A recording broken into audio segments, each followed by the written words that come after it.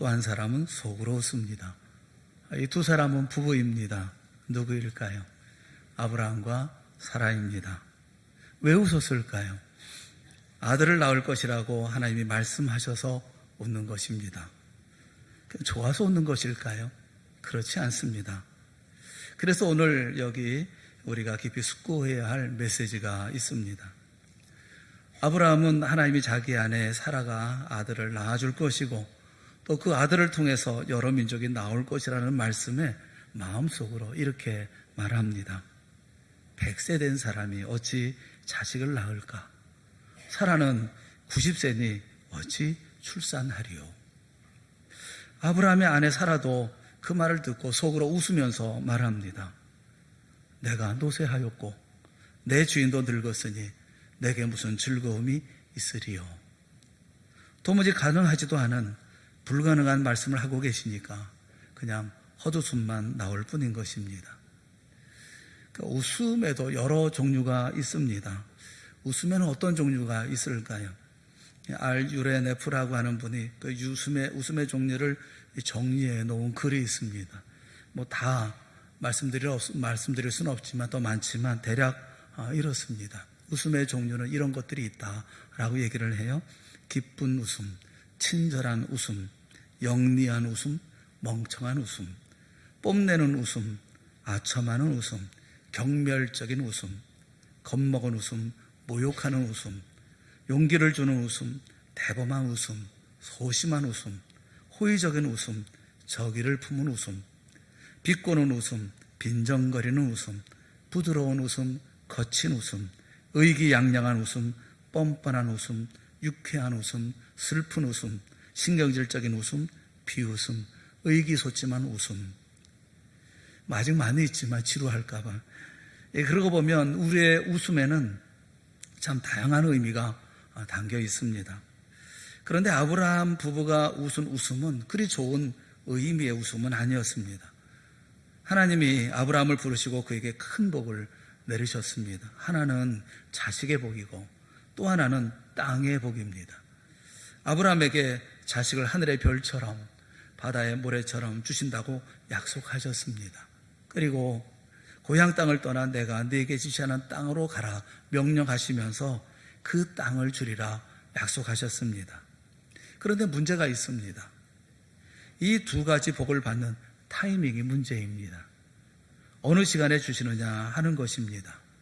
그리고 또 복을 받는 과정과 방법이 문제입니다. 여기서 아브라함과 하나님의 뜻에 차이가 납니다. 분명히 아들을 주신다고 하셨습니다. 그러면 최소한 1년 후에든지 아니면 그 빠른 시간 내에 주셔야 할 것이 아니겠습니까? 그런데 무려 24년을 기다립니다. 10년이면 강산도 변한다는데 강산이 2번이나 변했지만 약속은 아직 지켜지지 않고 있습니다. 아브라함은 지쳤습니다. 내심 포기하고 있습니다. 또 땅을 주신다고 하셨는데 그 후손은 가나안 땅을 차지하는 것이 앞으로 500년 후의 일입니다. 하나님의 약속은 틀림없습니다. 하나님이 복 주신다고 약속하셨으면 틀림없이 복을 주실 것입니다. 반드시 하나님이 약속을 지키실 것입니다. 그런데 그 시간과 방법을 따라가기가 어렵다는 것입니다. 아브라함은 분명히 자식을 주실 것을 믿었고 또 바랬습니다. 그럼에도 아들을 주마하고 하나님이 말씀하실 때 그는 웃습니다. 24년 전부터 하신 말씀입니다. 그런데 아직 이루어지지 않았습니다. 또 그 기간 동안 많이 더 늙었습니다. 이제는 자식을 낳을 몸도 아닙니다.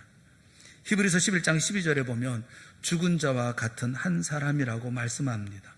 자식을 둔다는 관점에서 보면 아브라함과 사라는 이미 죽었다는 것입니다. 죽은 몸이라는 것입니다. 자식을 주시려고 하면 진작 주실 것이지 이제 와서 게다가 내년에 믿을 수도 없고 기뻐할 수도 없습니다. 그냥 황당해서 웃어버리고 맙니다. 하나님의 권능과 영원한 신실함을 못 믿는 것 아닙니다. 다만 현실성을 못 믿는 것입니다. 하나님을 바랬고 믿었지만 그 믿음을 현실화, 구체화할 수가 없는 것입니다. Here and now, 여기에서 지금 나를 통해서 이루시려고 하는 엄청난 하나님의 뜻을 믿기 어려운 것입니다.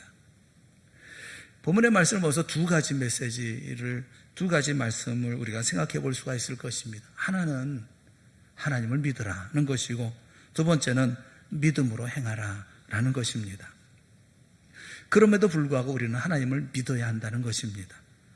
하나님이 아브라함을 부르시고 언약을 세운 지도 10년이라는 시간이 흘러갔을 때 하나님의 언약이 이루어질 기미가 보이질 않는 것입니다. 아브라함은 나름 생각합니다. 그래서 자신의 방법으로 하나님의 약속을 이루려고 합니다. 그런데 그 일로 말미암아 아브라함의 가정이 어려움을 겪습니다. 임신한 첩 하갈이 여주인인 사레를 멸시한 것입니다. 그러자 모욕을 받은 사레는 하갈을 학대하고, 이를 견디지 못하는 하갈은 임신한 채로 가출해서 집을 나가 도망가 버리고 맙니다. 물론 하나님의 사자를 만나서 어찌어찌하여 다시 돌아오기는 하지만 가정이 복잡해지고 어려움을 겪습니다. 그리고 또 세월이 흐릅니다. 13년이 지납니다. 이제 아브라함의 나이가 99세가 돼서 이제는 더 이상 그 어떤 방법도 사용할 수 없다고 생각될 때 하나님이 또다시 아브라함에게 나타나셨습니다. 그 하나님은 스스로 자신을 전능한 하나님, 아니 엘 샤다이, 나는 하나님이다, 샤다이, 전능한 하나님이다, 전능한 하나님이라고 말씀하시면서 아브라함에게 이렇게 요구하고 계시는 것입니다. 너는 내 앞에서 행하여 완전하라. 그리고 아브라함이라는 이름을 아브라함으로 바꾸어 주시면서 그 언약을 새롭게 하십니다. 하나님이 아브라함과 맺으신 언약은 일방적인 것이고 무조건적인 것입니다. 이 언약은 아브라함의 행위와는 상관없이 하나님이 책임지고 이루어 가실 것입니다. 그렇지만 하나님은 아브라함에게 먼저 말씀하시는 것이 전능한 하나님이라는 사실을 믿고 너는 내 앞에서 행하여 완전할 것을 요구하고 계십니다. 아브라함이 하나님의 언약 백성답게 살아야 된다라고 말씀하고 계시는 것입니다. 사랑하는 여러분, 그리스도인의 완전이라는 것은 마음 먹고 결심한다고 되어지는 게 아닙니다. 하나님의 전능하심 앞에 무릎 꿇을 때 그 일은 시작되어지는 것입니다. 하나님을 믿으십시오. 전능하신 하나님을 믿으십시오. 그 하나님을 온전하게 믿으십시오. 나를 향하신 하나님의 약속을 믿고 오늘 우리의 현실 속에 하나님의 역사가 있음을 믿으십시오. 내 눈에 보여지는 것을 가지고 내가 판단하고 내가 결정하는 것이 아니라 하나님의 약속과 성취와 섭리, 하나님의 인도하심을 여러분 분명히 믿으셔야 합니다. 그 제주도의 예멘 난민 문제 때문에 그 시리아 그리고 예멘 난민 문제가 첨예한 사회적 논쟁으로 이어지고 있습니다. 흉악 범죄자들로 격리시켜야 한다는 목소리도 높습니다. 그런데 다른 시각도 있습니다. 이슬람권 선교사들의 시각입니다. 무슬림에게 복음을 전해보신 적이 있습니까? 이슬람권 선교사들에게 물어보면 무슬림에게 복음을 전하는 것보다 차라리 돌멩이에게 복음을 전하는 것이 더 쉽다, 그렇게 말합니다. 이 사람들은 마치 예수를 안 믿기 위해서 태어난 사람같이 보인다고 합니다. 7세기 무함마드가 이슬람을 창시할 때 그는 새로운 종교를 창시한다고 생각하지 않았습니다. 기독교의 한 분파라고 생각을 했습니다. 그런데 622년 세력을 확장한 무함마드가 메카에서 메디아로 근거지를 옮기게 되는데 이것을 헤지라라고 합니다. 이 해를 이슬람 원년으로 삼습니다. 여기서 umma 공동체가 형성되었고 이슬람은 기독교의 한 지류가 아닌 전혀 새로운 종교로 바뀌어지게 되어집니다. 그 이후로 1400년 동안 이슬람은 왜 기독교가 틀렸고 자신들이 옳은지 스스로를 증명하며 정체성을 키워왔습니다. 필요하다면 역사까지 왜곡시켰습니다. 생각해 보십시오. 상대는 우리를 1400년 동안 연구하고 또 연구했는데 그들을 설득시키는 것이 가능하겠습니까? 돌멩이에게 복음을 전하는 것이 오히려 쉽게 여겨주는 이유입니다. 게다가 umma 공동체라고 하는 것은 국가 단위의 시스템이고 사회의 시스템입니다. 그래서 무슬림 개인이 개종한다는 것은 거의 불가능합니다. 사회가 맡고 있고 국가가 맡고 있습니다. 가족과 친족을 무시하고 개종을 강요한다면 추방이나 죽음이 기다리고 있을 뿐인 것입니다. 그래서 이슬람이 등장한 이래 1400년 동안 무슬림이 복음으로 돌아오는 일은 거의 일어나지 않았습니다. 그런데 그 불가능하게 보였던 일들이 지금 벌어지고 있는 것입니다. 시리아 내전이 일어나고 우리 선교사들은 난민 행렬에 섞여서 시리아를 빠져나왔습니다. 그때만 해도 이게 무슨 사건인지를 몰랐습니다. 난민에 섞여서 근처 국가에 정착하게 된 선교사들은 자연스럽게 시리아 난민과 가깝게 지냈습니다. 곧 다시 시리아로 돌아갈 것이라고 기대했었는데 내전이 장기화되면서 그런 소망도 다 사라져버리고 말았습니다. 그런데 신기한 일이 벌어지기 시작했습니다. 시리아 사람들이 복음에 반응하기 시작했던 것입니다. 시리아에서는 전혀 미동도 하지 않았던 사람들이 남의 나라에서 난민이 된 이후에 복음을 받아들이기 시작한 것입니다. 이유는 두 가지입니다. 첫째는 움마 공동체가 붕괴된 것입니다.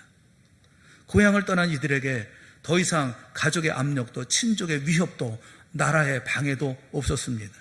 개인이 선택하고 선택하고 싶은 대로 선택할 기회가 주어졌던 것입니다. 두 번째는 난민이 된 고통과 불안이 복음에 대한 마음을 열게 했던 것입니다.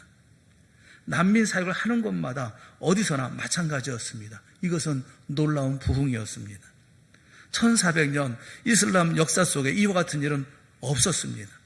1400년 만에 찾아온 기회인 것입니다. 하나님이 문을 여신 것입니다. 지금 이들에게 복음을 전하지 않는다면 이 문은 곧 다시 닫힐 것입니다. 난민들이 정착할 곳에서 개토화가 시작되어지면 이들은 다시 폐쇄적인 공동체를 형성하게 되어질 것이고 그렇게 되어지면 복음의 문은 닫힐 것입니다. 아프가니스탄의 탈레반이 어떻게 형성되어졌는지 아십니까? 러시아가 아프가니스탄을 침공했을 때 아프가니스탄의 이슬람 전사들은 고아를 버려두지 않았습니다. 그들은 얻고 다니면서 그들을 키웠습니다. 그리고 그들의 손에 길러진 이 전쟁 고아들이 훗날 탈레반 세력으로 등장을 한 것입니다. 이라크에 전쟁 고아가 300만 명이나 있다고 했습니다. 교회가 이들을 돌보지 않으면 근본주의 무슬림의 손에 키워진 고아들이 10년 뒤 전 세계를 혼란 속에 몰아넣을 것이라고 했습니다. 정확히 10년 후에 이라크 북부에서 IS가 시작된 것은 결코 우연한 일이 아닙니다.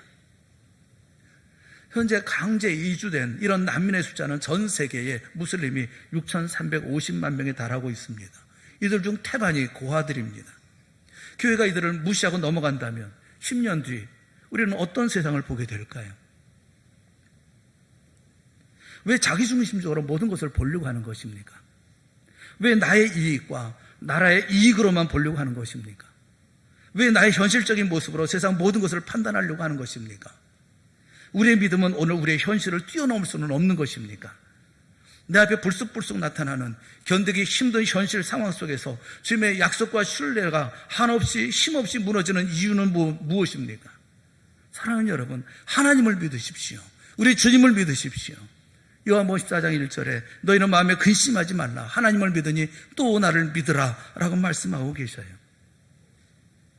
살아계신 하나님, 살아계신 주님이라고 부르짖지만 말고 정말로 살아계신 하나님, 오늘 내 모든 삶 속에 역사하시는 하나님, 약속하신 것은 반드시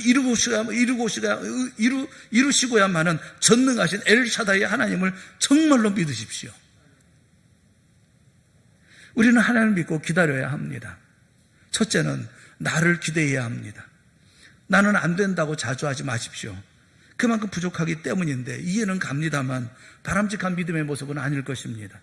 나는 부족해도, 나는 턱없이 모자라도 하나님이 함께 하시면, 전능하신 하나님이 나와 함께 하시면 나에게 아름답고 놀라운 귀한 열매들이 맺히는 것입니다. 믿음으로 나를 기대하십시오. 두 번째는 교회를 기대하십시오.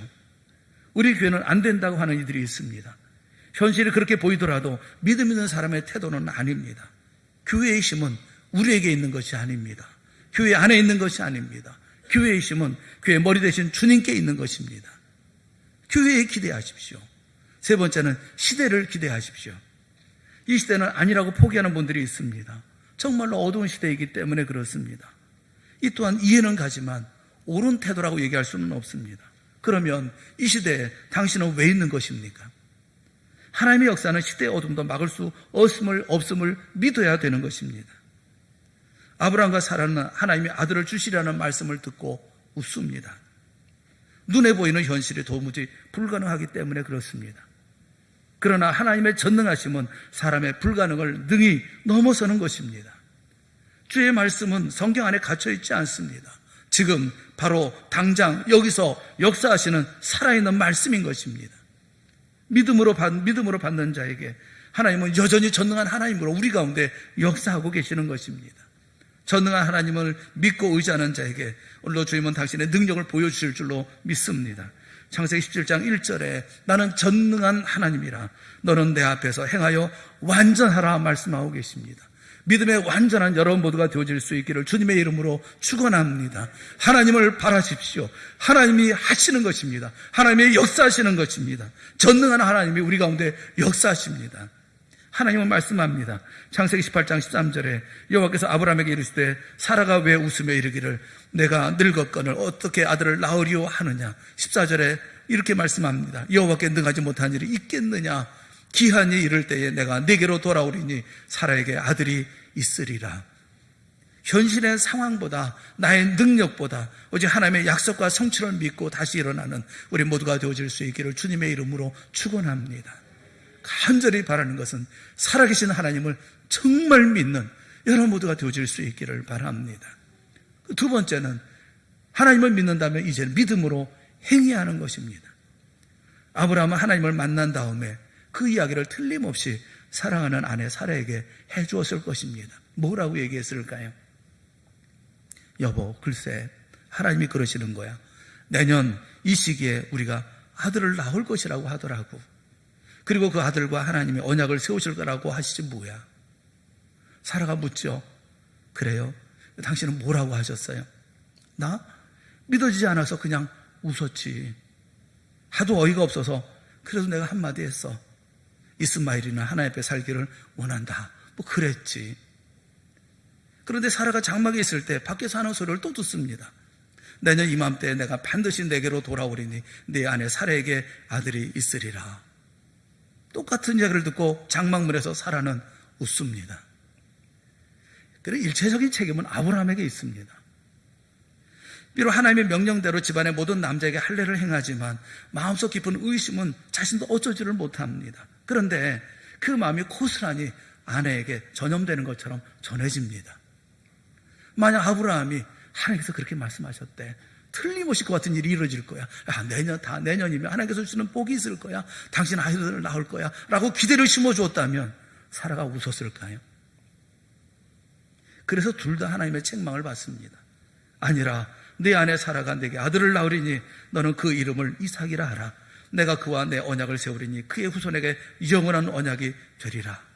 또 말씀하시에 사라가 왜 웃으며 이르기를 내가 늙었거늘 어떻게 아들을 낳으려 하느냐. 여호와께 능하지 못한 일이 있겠느냐. 기한이 이를 때 내가 네게로 돌아오리니 사라에게 아들이 있으리라. 사랑하는 여러분, 불신앙의 말은 입 밖에도 내지 마십시오. 가장이 그 모양이면 가정이 온통 불신앙으로 물들어버리고 말기 때문에 그렇습니다. 믿음의 사람들이 그 모양으로 말하면 가족들은 어디에 서라는 말입니까? 오늘 우리 가운데 아브라함처럼 사라처럼 웃는 분이 하나도 없기를 주님의 이름으로 축원합니다. 재개발된다고 하는데 뭐 다들 그러는데 지금 이때 전도가 다 뭐야? 아니 지금 시대가 전도한다고 전도가 되는 시대이기는 해? 전도한다고 해. 전도한다고 하더라도 그리고 그 사람이 교회에 나오기는 하겠어? 다 이사할 텐데 그거 헛수고 아니야? 사랑하는 여러분, 실제로 우리의 현실이 그렇다고 하더라도 그래서 전도하지 말자는 것입니까? 마태복음 28장 19절 20절 말씀에 보면 그러므로 너희는 가서 모든 족속을 및 제자로 삼아 아버지와 아들과 성령의 이름으로 세례를 베풀고 내가 너희에게 분부한 모든 것을 가르쳐 지키게 하라 라고 말씀하고 계세요. 재개발 끝나고 난 다음에 전하라 라고 말씀하지 않아요. 우리 교회에 나오지 않을까 봐 걱정하고 그래서 우리 교회에 나올 수 있도록 하라 라고 말씀하고 있지 않아요. 전도에는 조건이 하나밖에 없습니다. 조건이 하나밖에 없어요. 그 조건이 뭔 줄 아십니까? 오직 성령이 너에게 임하시면. 사도행전 1장 8절에 있는 말씀 우리 한번 다 같이 한번 보겠습니다. 시작. 오직 성령이 너에게 임하시면 너희가 권능을 받고 예루살렘과 온 유대와 사마리아와 땅 끝까지 이르러 내 증인이 되리라 하시니라. 아멘. 오직 성령이 너에게 임하시면 조건은 이거 하나예요. 성령이 임하시면 그러면 해야 될 일은 뭡니까?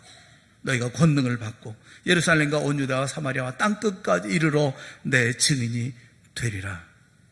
조건은 하나밖에 없어요. 성령의 사람들이여 눈을 뜨십시오. 입을 여십시오. 쓸데없는 소리 하지 마시고 주의 복음을 증거하십시오. 믿음으로 행하는 거예요. 그 노랫말을 연구하는 어느 연구회가 노래를 부르는 가수들의 삶을 조사했습니다. 그 연구 결과가 흥미로워요. 가수들은 자기가 노래를 부른 대로 그런 삶을 살았다는 것입니다. 우리나라 근현대사의 최초의 여가수라고 불려지는 윤심덕 씨는 1926년 현아탄에서 극작가 김우진과 동반 자살을 합니다. 그때 그녀가 부른 노래가 사회 찬미였다고 그래요. 운다고 옛사랑이 오리오 많은 시작하는 애수의 소야곡을 불렀던 남인수 씨는 44살의 젊은 나이에 죽습니다. 목포의 눈물을 불렀던 이난영 씨는 49살에 죽고 낙엽 따라 가버린 사랑을 불렀던 차중락 씨는 29살에 낙엽이 지는 11월 달에 죽었다고 그래요.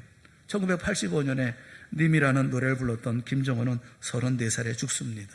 반면에 송대가는 쨍하고 해뜰 날 돌아온단다 노래를 부른 이후에 어떤 이런저런 아픔과 고통을 겪었지만 오늘날까지 왕성하게 활동하고 있다고 그래요. 물론 몇 가지 사례를 가지고 모두가 그렇다고 단정짓는 것은 과도한 일반화의 오류일 것입니다. 그저 그런 연구 보고가 있더라라는 거예요. 그런데 우리가 어떤 노랫말을 즐겨 부르는가 하는 이런 문제는 그저 심심풀이나 여가선영의 차원을 넘어서서 삶 전체를 결정짓는 중요한 의미일 수 있다는 것을 생각해 보시라는 것입니다. 사람들이 좋아하는 노랫말이나 말투나 말의 분위기를 보면 그 사람의 삶의 자세를 짐작해 볼 수가 있는 것입니다. 매사에 소극적이고 자신감이 없는 사람과는 협력해서 선을 이루는 그 일을 행해나기가 참 어려워요. 매사 부정적이고 짜증내고 다른 사람을 비난하는 사람과는 공동선을 추구하기가 정말 어렵습니다. 하지만 긍정적인 자세로 말하고 자신보다 남을 높게 여기면서 칭찬하고 격려하고 위로하는 그런 사람들과는 언제나 즐겁게 함께 일할 수가 있어요. 우리나라, 우리 민족은 삶의 질곡이 많아서인지 부정적인 말을 많이 사용해 왔던 것 같습니다. 예를 들면 죽겠다라는 말이 대표적인 말이 아닐까 싶어요. 배고파 죽겠다, 추워 죽겠다, 더워 죽겠다, 힘들어 죽겠다, 미워 죽겠다, 바빠 죽겠다. 조금만 힘들고 어려우면 그래 죽겠다는 말을 해요. 근데 이 죽겠다는 말이 늘 힘들고 어려울 때만 사용하는 말이 아니에요. 보니까 예뻐도 죽겠고 배불러도 죽겠고 좋아도 죽겠어요. 때와 장소를 가리지 않고 다양하게 우리는 죽습니다. 아예 이것이 하나의 관용어가 되어져 버리고 말았어요. 하필 왜 이런 말을 사용할까? 어느 기관에서 우리나라의 남편과 아내를 대상으로 가장 잘 쓰는 말을 조사했어요. 연구 결과에 따르면 남편이 가장 많이 쓰는 말 50%가 있는데 죄송해요 이렇게 말해서 죄송하지만 연구조사가 그렇다니까 그렇게 얘기하는 거예요. 저는 그런 말 해본 적은 없는데 아내를 향해서 제일 많이 쓰는 말, 그 남편들이 사용하는 말 가운데 가장 제일 많이 쓰는 말 50% 사용하고 있는 게 뭐냐면 병신 육갑하네 그 말이에요. 죄송하다고 말씀드렸잖아요. 아내가 가장 많이 쓰는 말, 아내가 쓰는 말 48%로 짓게 된 말이 뭐냐면 웃기고 있네. 부부 사이에 서로를 비난하고 질책하는 말들이 일상화되어져 있다는 거예요. 남편은 아내를 향해서, 아내는 남편을 향해서. 우리는 말하는 습관을 고쳐 나가야 합니다. 지적하기보다는 위로와 축복하는 것, 비난하기보다는 칭찬과 격려하는 말을 할 줄 아는 우리가 되어줘야 합니다. 안 됩니다 보다는 할 수 있습니다. 불행합니다 보다는 행복합니다. 죽겠습니다 보다는 괜찮습니다. 이런 말이 습관화되어져야 되지 않겠어요? 여러분, 하나님은 말씀으로 형태를 갖추지 못하고 비어있고 어둠이 가득한 세상을 빛의 세상으로 바꾸셨어요. 창세기 1장 2절 3절 말씀에 보면 땅이 혼돈하고 흑암이 깊음 위에 있고 하나님의 영은 수면 위에 운행하시니라. 하나님이 이르시되 빛이 있으라 하시니 빛이 있었고. 이게 얼마나 놀라운 얘기입니까? 온 세상이 혼돈 가운데 있습니다. 공허 가운데 있습니다. 흑암 가운데 있습니다. 캄캄합니다. 그런데 주님께서 말씀하십니다. 빛이 있으라. 그래서 온 세상을 빛으로 가득 채우십니다. 이것이 우리 성도들의 삶의 모습이 되어져야 되지 않겠습니까? 잠언 6장 2절에 보면 내 입의 말로 내가 얽혔으며 내 입의 말로 인하여 잡히게 되었느니라. 내 입의 말로. 그래서 우리가 말하는 거 조심해야 돼요. 우리는 말의 실수가 많아요. 아브라함은 아들을 약속하고 계시는 하나님께 이스마엘이나 하나님 앞에 살기를 원하나이다. 비아냥거리듯 말합니다. 사라는 자기가 웃었음을 부인하면서 내가 웃었느니라 말씀하니까 내가 웃지 않았습니다. 거짓 숨기려고 합니다. 말은 에너지예요. 좋은 말은 좋은 에너지고 나쁜 말은 나쁜 에너지입니다. 서로에게 비난과 저주가 아닌 칭찬과 격려로 말하는 습관을 기를 수 있어야 돼요. 그게 믿음으로 행하는 모습인 거예요. 하나님은 살아계십니다. 하나님이 역사하십니다. 하나님이 약속을 이루십니다. 그것을 믿는 사람이라고 하면 부정적인 말을 하겠어요? 소망의 말을 하고 힘을 주는 말을 하고 할 수 있어. 하나님께서 하시게 하실 거야. 하나님께서 역사하실 거야. 그 믿음을 가지고 나가는 사람이라고 하면 내를 향해서 소망 가운데 나가지 않겠습니까? 미국의 가톨릭 대학의 클리프 노타리우스라는 교수의 연구에 의하면 100년 해로한 부부나 파경을 맞는 부부의 경우 부부싸움은 별 차이가 없다고 그럽니다.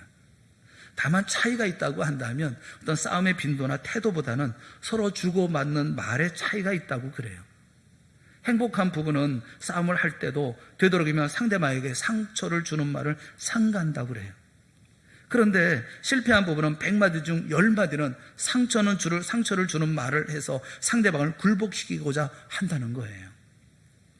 고린도전서 13장 5절에 보면 사랑에 대해서 말씀하며 사랑이 무엇이냐라고 표현하면서 말씀하면서 가르치면서 무례히 행하지 아니하는 것, 그게 사랑이라고 말씀하고 있습니다. 아무리 가까운 사이라 할지라도 무례하게 말해서는 그 사랑이라고 말할 수가 없는 거예요. 사람은 수모를 당하거나 존재의 의미를 잃어버렸을 때 극단적인 결심을 하는 경우가 많습니다. 상대방에게 건네는 다정하고 따뜻한 말 한마디가 가정의 불화를 사라지게 하는 거예요. 자주 해서는 안 되는 말들이 있어요. 잘해봐. 비꼬는 말. 난 몰라. 책임 없는 말. 그건 해도 안 돼. 소극적인 말. 내가 뭘 한다고 그래.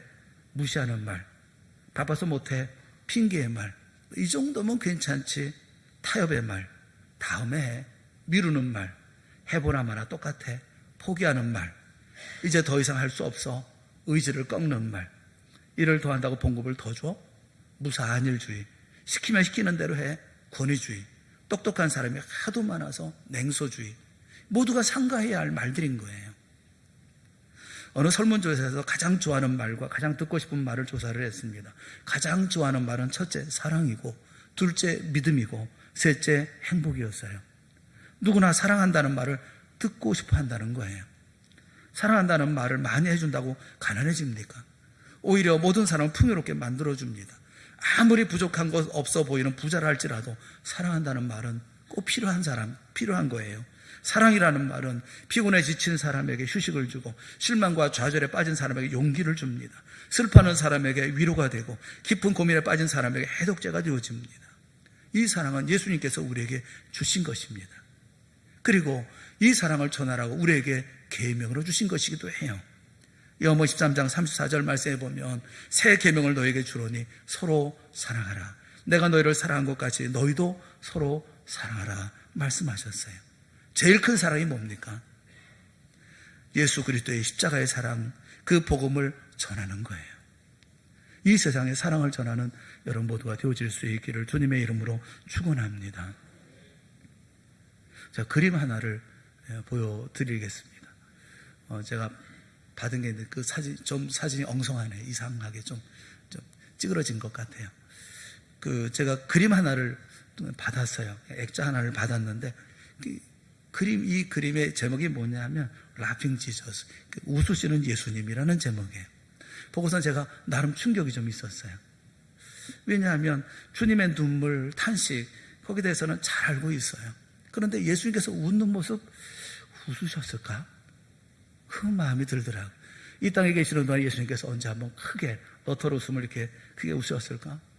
왜 또 사진을 없애버렸어요? 사진도 계속 한번 올려놓으면 좋을 것 같아요. 랄프 코작이라는 분이 그린, 예, 맞습니다. 그 그림이에요. 예수님께서 파한대소하면 마음껏 웃으시는 그런 모습이에요. 저는 그것을 제 집에 그 컴퓨터 옆에 이렇게 붙여놨어요. 저는 그 얼굴을 뵈면서 나를 볼 때 예수님께서 이렇게 웃으셨으면 참 좋겠다. 그 마음이 항상 있어요. 웃으시는 예수님. 여러분, 해피데이 전도의 날 우리 주님이 마음껏 저렇게 웃는 모습으로 우리를 대하셨으면 얼마나 좋을까, 그런 마음이 있어요. 여러분, 웃음에는 여러 가지가 있어요. 주님께서 우리를 보시면서 기뻐하시는 웃음이 있다고 한다면 아브라함처럼 의심의 웃음, 회의의 웃음, 믿을 수 없는 웃음이 있지 않겠습니까? 사랑해요 여러분, 우리가 주님을 믿고 살아계신 우리 가운데 역사하시는 하나님을 믿으며 그리고 그 가운데 우리에게 주어진 모든 일을 믿음으로 행해 나아갈 때 주님께서는 마냥 껄껄 웃으실 줄로 믿습니다. 이런 날들이 되었으면 좋겠어요.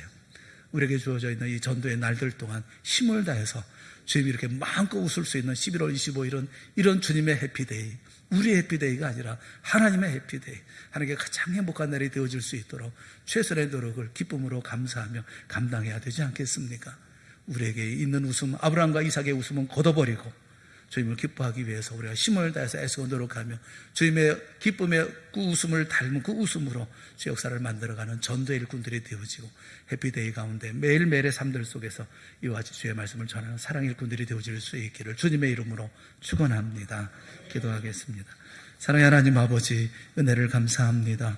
우리에게 주신 이 사명들을 다시 한번 기억하게 하여 주시옵소서. 살아 역사하시는 하나님, 우리 가운데 역사하시는 하나님, 우리가 말씀을 전하는 저 10년 가운데 역사하실 하나님, 그래서 그 모든 이들을 변하여 주 앞으로 돌아올 수 있도록 역사하실 주님을 믿고 의지하며 오늘도 힘을 내어 그들에게 예수 그리스도의 사랑, 십자가의 사랑을 전하기를 원합니다. 우리 모두의 기쁨의 날이 되게 하여 주시옵소서. 그러나 우리의 기쁨보다 더 큰 우리 주님의 기쁨의 웃음소리를 듣는 날이 되게 하여 주시옵소서. 그날을 소망하고 바라보고 힘을 다해 주 앞에 서는 우리에게 주어진 모든 일들을 믿음으로 행해 나가는 우리 사람 모든 성도가 되어질 수 있도록 이 시간 큰 능력과 은혜 베풀어 주시옵소서. 예수님의 이름으로 간절히 기도드리옵나이다. 아멘.